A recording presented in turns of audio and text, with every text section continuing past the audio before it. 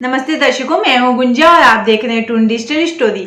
आज के इस वीडियो में हम एक बूढ़ी अम्मा और एक चोर की कहानी सुनेंगे। तो एक बार की बात है, एक गांव में एक बूढ़ी अम्मा रहती थी। उनका एक ही बेटा था।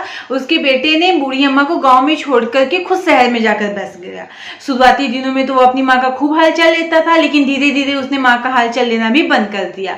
अब तो साल में 1-2 बार फोन आ जाता, वही काफी था। आना तो बहुत दूर की बात थी। बूढ़ी अम्मा के पास संपत्ति के नाम पर कुछ भी नहीं था। उनके पास एक संदूक था जिसमें कुछ पुराने कपड़े और भगवान की मूर्तियां थी और एक जोड़ी पायल था। एक बार की बात है, उस गांव में एक चोर आया और उसने सुन रखा था कि बूढ़ी अम्मा के पास एक संदूक है। उसने सोचा कि आज बूढ़ी अम्मा के घर में ही चोरी की जाएगी।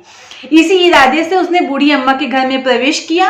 वहां देखा कि बूढ़ी अम्मा कोने में सो रही हैं। उसने संदूक को जैसे ही तोड़ने की कोशिश की, खटखट की आवाज हुई और बूढ़ी अम्मा उठकर बैठ गई। उन्होंने पूछा, कौन है बेटा?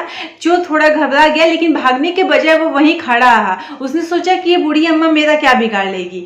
जब बूढ़ी अम्मा उठी तो उन्होंने देखा कि एक आदमी उनके सामने खड़ा है। उन्होंने कहा कि बेटा कुछ खाना खा लो। उन्होंने चोर को रोटी दी और चोर कांपते हुए हाथों से रोटी लिया। उसकी आंखों में आंसू था। उसने बूढ़ी अम्मा से पूछा, उसने कहा, अम्मा मैं तो चोर हूँ, फिर आप मेरे लिए इतनी दया क्यों दिखा रही हैं? तब बूढ़ी अम्मा ने कहा कि बेटा तुम्हारे भी इंतजार में कोई तुम्हारा अपना होगा जो तुम्हारा इंतजार कर रहा होगा, इसीलिए ये चोरी छोड़ दो और इज्जत की रोटी कमाओ और खाओ। इस कहानी से हमें सीख मिलती है कि कोई भी गलत काम करके हमें अपनों को तकलीफ या दुख नहीं देना चाहिए। तो इसी के साथ लेती हूँ इजाजत। मिलते हैं अगले वीडियो में एक नई कहानी के साथ। तब तक के लिए आप अपना और अपनों का खूब ख्याल रखें। मैं जल्द ही मिलूंगी एक नई वीडियो में।